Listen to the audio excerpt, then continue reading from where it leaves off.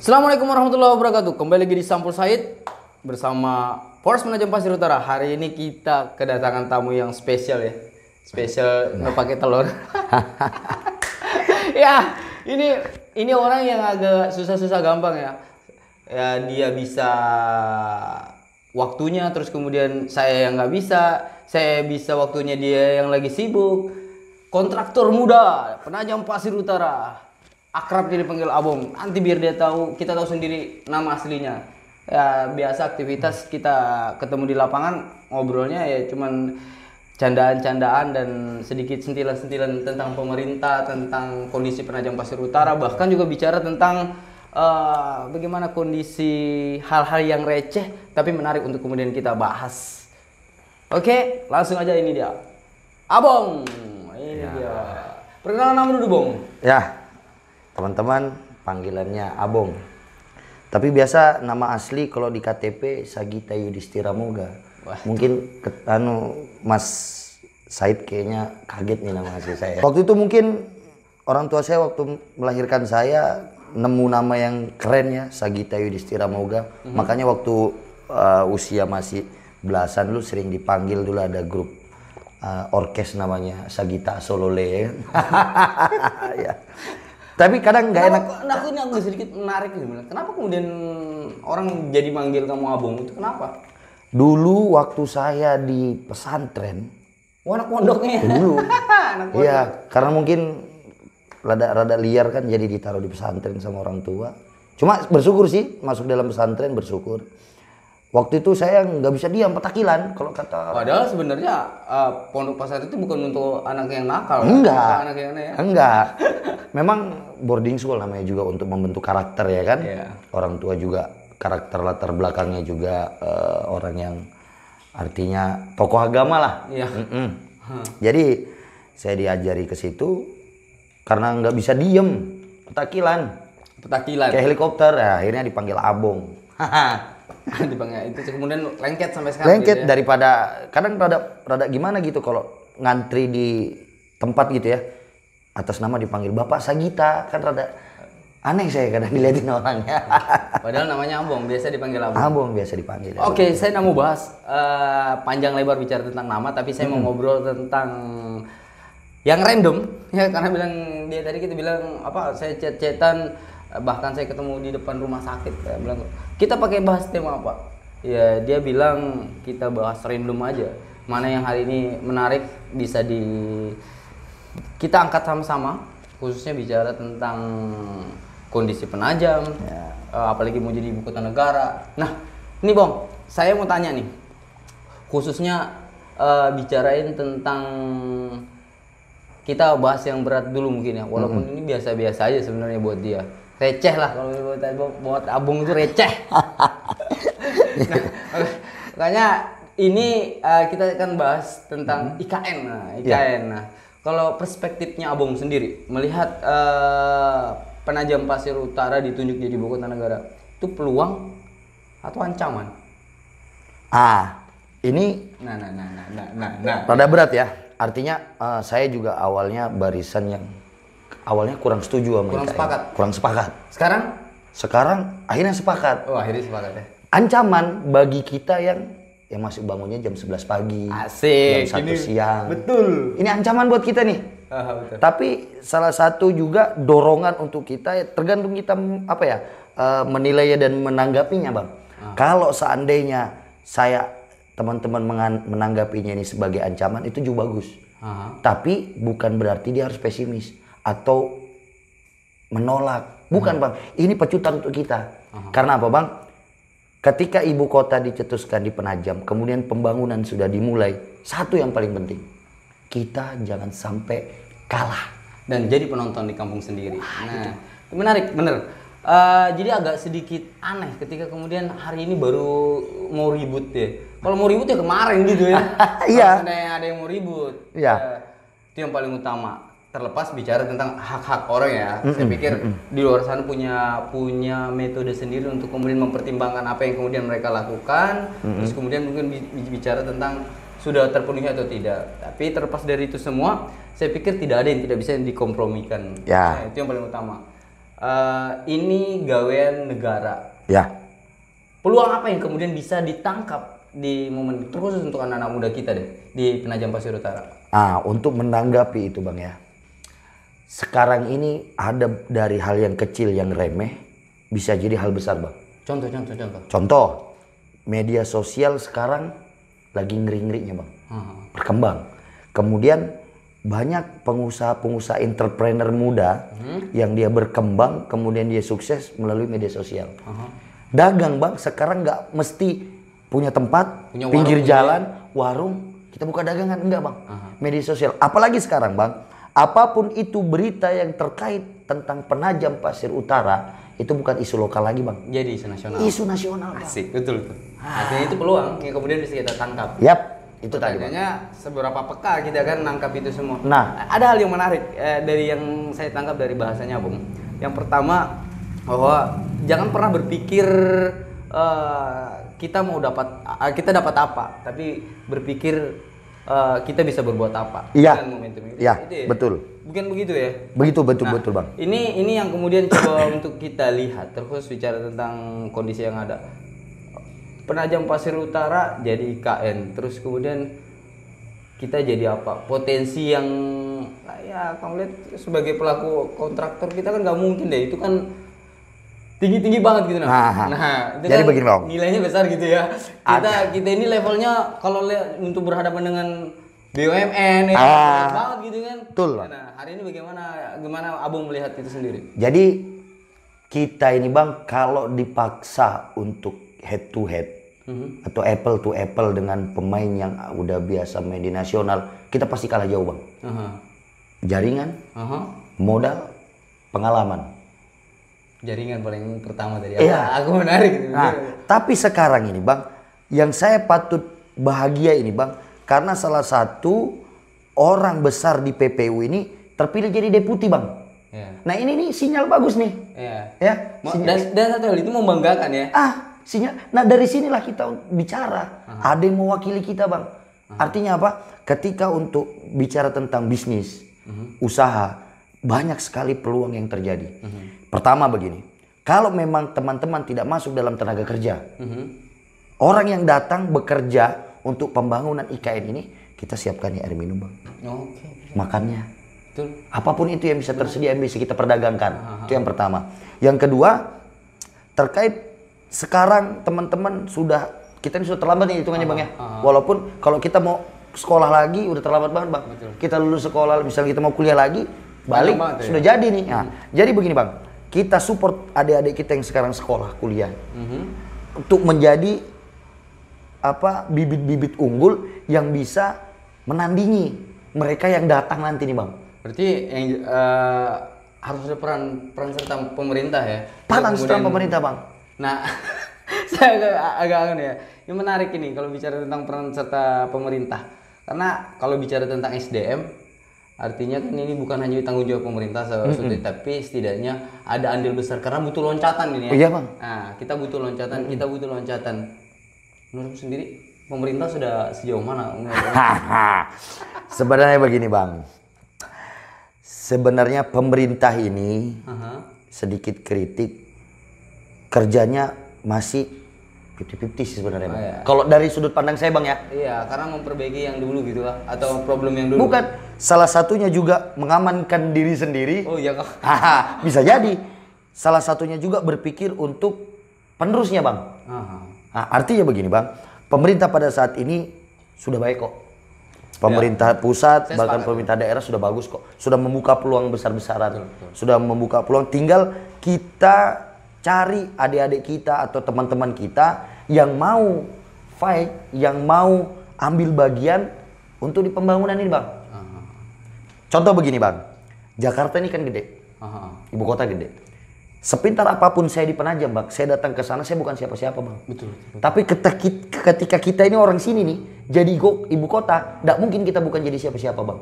Kita orang asli di sini Bang, besar di sini, peluang harus berani ditangkap. Yang pertama, berani ambil resiko yang besar. Memang pertama waktu kejadian ibu kota ini dicetuskan Pak Jokowi di tahun 2019 Bang ya. Sempat ada saya dengar diskusi wacana 4 tahun pembangunan pertama itu fasilitas. Itu sebenarnya saya kurang setuju, Bang. Why? 4 tahun kedua fasilitas kesehatan. 4 tahun ketiga baru pendidikan, Bang. Saya minta dirubah pendidikan dulu, Bang. Maaf, Iya. Penajam Pasir Utara ini belum punya kampus, Bang. Iya, betul. Itu yang paling utama.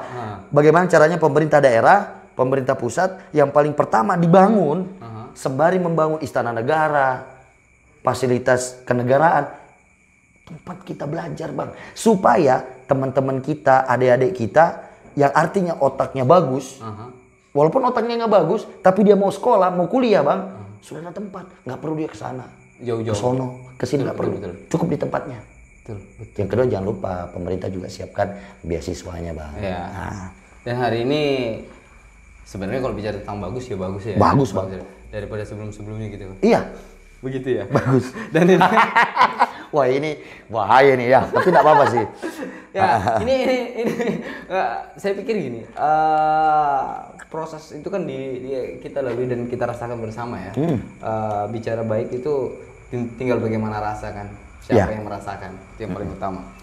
Kalau bicara tentang SDM tadi, ya saya pokoknya titik. Kenapa saya bilang saya pokoknya titik? Ya nggak gimana kita mau siap kalau kita SDM kita tidak siap, kan gitu ya, gitu nggak sih? Betul, Bang. Nah, hari ini sudah siapkah kita? Sebenarnya belum, Bang. Sebenarnya belum. Kalau penilaian sudut pandang saya, Bang, ya, belum, Bang.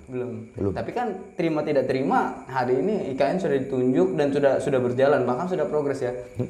Walaupun kita mesti tahu ya bahwa hari ini memang proses pembangunan ibu kota negara itu sudah berdampak pada masyarakat kita. Terkhusus bicara tentang akses jalan yang dulu itu butuh 3 sampai 4 jam untuk bisa tembus sampai ke wilayah Sepaku. Hari ini kita cukup 40 menit, bahkan 1 jam ya. Udah bisa masuk ke melewati perbatasan dari Penajam ke kecamatan wilayah Sepaku lah. Nah, ini jadi hal yang kita syukuri. Terlepas apapun kendalanya, tapi hari ini itu sudah berdampak. Betul. Nah, menarik sih, Bang. Aku suka gayanya Abang dengan meledak-ledaknya, tapi ada hal lain yang coba saya tangkap nih dengan ditunjuknya salah satu orang kita atau orang yang hari ini eksis di Penajam Pasir Utara, Kepala Disdikpora ya, Disdikpora Penajam Pasir Utara, dan hari ini beliau bertugas jadi deputi, salah satu deputi yang baru-baru jadi lantik. Nah, ini harapan apa yang Abang harapkan dari salah satu keterwakilan kita lah yang hari ini hadir di sana? Yang saya harapkan sih yang paling pertama, nomor WA jangan diganti sih. Nomor Pali, tolong nomor WA jangan diganti. Yang kedua, kalau masuk nomor teleponnya Abang tolong diangkat, ya kan. Kalau sibuk bilang, Bung, gua sibuk dulu gitu. Gimana? Jadi yang saya harapkan itu masih satu, Pak Ali sebagai deputi karakter tidak berubah. Tetap seperti biasanya. Tetap seperti biasa, duduk di warung kopi, tukar pikiran dan sharing. Itu yang saya penting.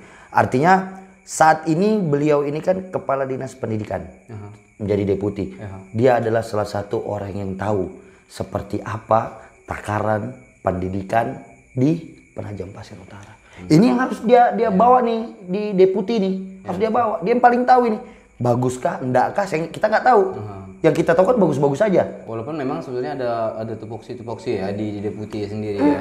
Ada keterbatasan, setidaknya bisa bantu sharing lah. Bantu sharing. Karena urusan pendidikan, dia salah satu orang yang ngerti karena di posisinya sebelum jadi deputi. Maaf, ya kalau sekolah kita lihat di Petung ya bagus, kita nggak tahu yang di pelosok dalam. Benar. Masih ada yang bocor atapnya, habis kena puting beliung, atau nggak tahu ya udah baik atau belum. Tapi pada prinsipnya masih banyak hal yang mesti dibenahin.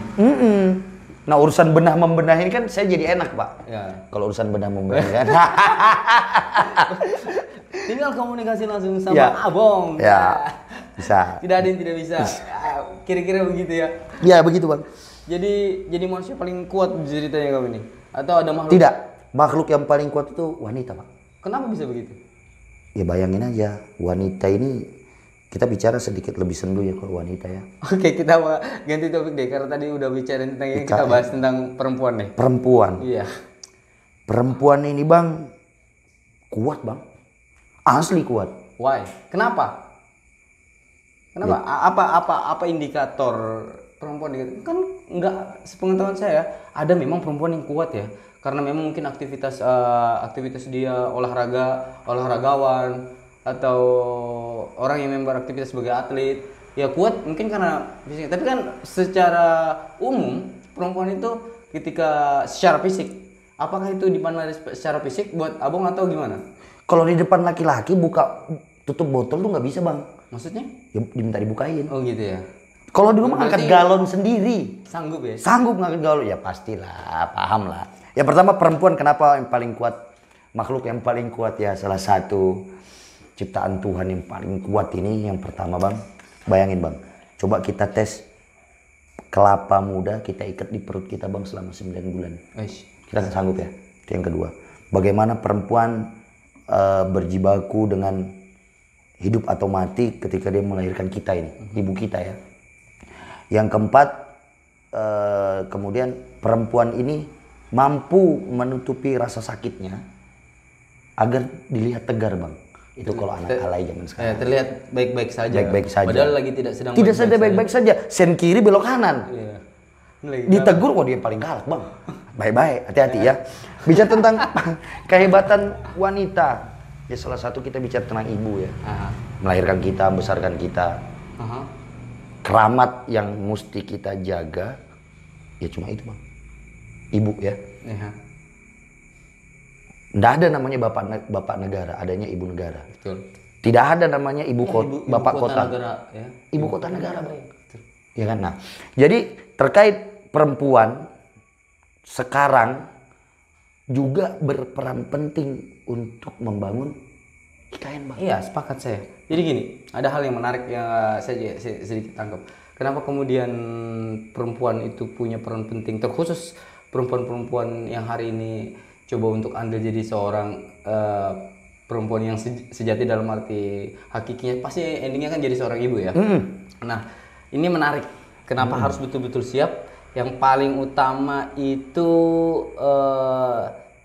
dialah makhluk Tuhan yang diciptakan untuk melahirkan generasi yang berkualitas. Bagaimana ceritanya kita mau bersaing di sana ketika ibu-ibunya saja tidak berkualitas? Bagaimana kita mau bersaing? Jadi kualitas ibu-ibu inilah yang harus dijaga. Nah, maka dari calon-calon ibu ini gitu ya. Makanya adik-adik yang sekarang masih kuliah, jangan ngerasa gue capek kuliah, ujung-ujung gue jadi ngurus suami, ngurus anak. Nggak begitu. Kasus sumur dapur gitu ya. Iya, enggak bang. Artinya begini, ada saya baca di kutipan di agama Islam, hadis Nabi juga nggak salah. Madrasah pertama seorang anak itu adalah ibu. Segimana ibu pandai, pintarnya ibu pasti nurun ke anak bang. Itu pasti, karena ya namanya kita bapak ya kan. Ilmu kedokteran juga menjelaskan bahwa gen cerdas itu dari ibunya. Bagaimana dia mau nurunkan gen yang cerdas ketika kemudian dia dilarang sekolah, dilarang. Nah, ini bang. Artinya orang ya khususnya perempuan di sana, bahkan orang tua di sana yang hari ini berpikir bahwa perempuan itu tidak mesti sekolah tinggi-tinggi itu salah bang. Punya pandangan tapi satu bang, apa? Walaupun dia boleh sekolah tinggi-tinggi tapi tidak ada emansipasi wanita bang. What? Oh jangan bang. Kenapa? Posisi dia yang harusnya menjadi makmum, saat ini pun dia sudah bisa lebih dari makmum. Iya bang, waduh. Ya contoh, ya pernah lah mengalami. Hari kurang sepakat bicara tentang anu ya. Kalau kesetaraan, saya nggak sepakat bang. Saya bilang gini, agak sulit kalau ketika kemudian bicara tentang kesetaraan ya. Kenapa? Saya bukan orang yang tidak sepakat. Itu kan kita punya perspektif masing-masing ya bicara tentang masalah kesetaraan. Karena gini, perempuan itu sudah sempurna dengan kesempurnaannya. Contoh sederhana. Kenapa perempuan dianalogikan seperti tulang rusuk? Dia bengkoknya itu karena dia sempurnanya. Coba bayangin kalau seandainya tulang rusuknya lurus, kan cacat tuh ya. Bengkok itu melindungi organ bang. Artinya bengkoknya dia itu bagian dari kesempurnaannya ya. dia. celotehnya dia itu bagian dari kesempurnaannya dia. Ya, betul. Jadi yang salah itu ketika kita tidak siap menerima kesempurnaannya itu dan menganggap kesempurnaannya itu bagian dari kekurangannya. Iya bang. Jadi begitu memang karena dia makhluk yang paling kuat di muka bumi ini bang. Ya memang gak ada salahnya perempuan. Jadi kita aja yang salah. jadi nggak masalah ya kalau seandainya mau belok mau belok ke kanan tapi rating ke kiri gitu ya. Boleh. Cuma dia yang boleh bang. Cuma dia boleh. Cuma dia yang boleh. Dan Cuma dia juga yang boleh marahin kita ya ketika boleh. dia yang melakukan kesalahan. Betul bang. Gitu kira-kira. Iya. Salah satunya juga cuma dia yang boleh bang. Dia yang boleh belok kiri rating kanan. Cuma dia yang boleh ketika dia yang salah dia yang lebih ngamuk bang. Dia yang lebih galak. Itu yang boleh. Dia boleh ya? Boleh. Kita nggak boleh. Jadi kita harus tepatnya salah bang. Tepatnya salah ya. Cuma yang saya minta satu perempuan adik-adik bahkan ibu-ibu yang sudah jadi ibu jangan pernah merasa pesimis atau merasa wah gue nggak sekolah tinggi kemudian jadi ibu kota anak gue enggak mesti. Artinya seorang ibu mendampingi anak tuntut ayah gimana caranya ini anak harus punya pendidikan yang tinggi yang lebih itu bang. Karena saya sudah pasti kita sama-sama sudah jadi orang tua kita nggak pengen anak kayak kita. Iya, betul. Kita pengennya lebih daripada kita kan. Betul gitu bang. Nah, itu. Betul tuh. Ya kalau ngelihat bicara tentang generasi seterusnya ya nggak ada orang tua yang mau sama dengan ya setidaknya setingkat di atasnya atau lebih ya. Di atasnya pasti itu semua harapan orang tua dia di sana ya. Nah ini menarik kalau bicara tentang perempuan. Hari ini saya bersepakat dengan Abang bahwa apa yang hari ini sebagian orang menganggap itu aneh di luar sana itu sebenarnya bagian dari kesempurnaan mereka dan kita harus siap menerima bagian dari kesempurnaan itu. Betul. Karena ya dia diberikan kelebihan dengan cara seperti itu bahkan kelebihan lain karena saya pikir memang terlalu banyak ya kelebihan perempuan itu yang kemudian kita mau bahas sejam atau 2 jam nggak akan habis ya. Bahkan semalam atau 2 malam nggak akan habis ya. Kenapa?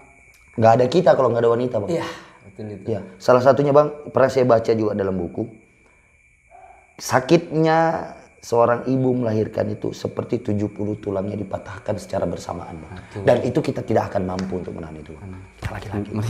Otot kita kuat bang. Tapi merasakan sakit seperti 70 tulang yang dipatahkan secara serempak kita nggak sanggup. Cuma perempuan yang sanggup. Dan ini menjadi catatan bahwa hari ini oke, teman-teman, ayo kita pikirkan baik-baik bagaimana bersikap dengan perempuan yang bersikap kepada perempuan. Yang paling utama itu adalah orang tua kita. Ya, paling salah satunya. Ya, orang tua kita biar bagaimanapun kita tidak akan lepas dengan orang tua kita sampai akhir hayat, bahkan sampai akhir. Jadi untuk bapak-bapak muda jangan sampai menyesal lah. Iya. Jangan sampai pernah menyesal menyanyiakan perempuan atau menyanyiakan istri jangan. Jangan sampai ya. Pedih bang. Pedih ya. Pedih ya. Oke. Oke, terima kasih ya Bung. Dua hal menarik. Pertama bicara tentang IKN, sampai kita bahas tentang pentingnya ibu, perempuan untuk pembangunan IKN. Generasi muda dan IKN. Nah, sip, Bang. Sip. Terima kasih. Mungkin gua minta statement terakhir dari Abung. Belum ada nyiapin kah? Ada sih statement. Statement terakhir, Bung. Statement terakhir ya untuk teman-teman yang seprofesi dan tidak seprofesi, untuk teman-teman yang seumuran dan tidak seumuran, untuk adik-adik yang di bawah kita, untuk kakak-kakak yang di atas kita, mari sama-sama sekarang ini anggap ibu kota ini sebagai batu loncatan kita dan masukkan dalam kepala kita, mindset kepala kita bahwasanya ini adalah ancaman. Tapi kita ambil ancaman ini untuk menjadi power bagaimana kita bisa siap dan mampu bersaing untuk pembangunan ibu kota negara ini bang. Itu yang pertama. Yang kedua bang, jangan pernah dilupa bang. Ibu kota negara pindah di Penajam, ada plus dan minusnya. Plusnya orang-orang pinter yang biasa bertarung di pusat bahkan internasional bang, akan datang ke sini bang. Dan kita harus bersaing dengan mereka. Yang pertama. Yang kedua, dari orang yang tinggi sampai maling ayam pun akan pindah ke Penajam bang. Ke Penajam. Harus hati-hati. Harus siap-siap hati-hati. Dan yang ketiga lagi untuk para ibu-ibu, para perempuan, para lelaki juga, lindungi wanita sebagaimana dinas yang telah melindungi wanita. Buat apa ada dinas perlindungan wanita, Bang? Iya, kalau udah Kalau tidak dimaksimalkan dilindungi, iya. Kita kurangi lagi tindak kejahatan yang berbentuk verbal, yang berbentuk kontak fisik, seksual kepada perempuan. Kita sama-sama jaga, sama-sama kita ingatkan lingkungan kita gimana caranya jangan sampai terjadi dan terjadi lagi, Bang. Itu aja. Bijak banget. Bijak banget sumpah. Ini abang versi yang berbeda ya. Ya, versi yang nggak berbeda ya. Minum dulu, Bang. Haus. Haus. Oke, minum saudara. Oke, ini terakhir buat saya. Jadikan setiap tempat itu sekolah dan jadikan setiap orang itu guru. Saya Said Hasan. Saya Abang Brecetat. Undur diri, billahi taufiq wal hidayah. Assalamualaikum warahmatullahi wabarakatuh.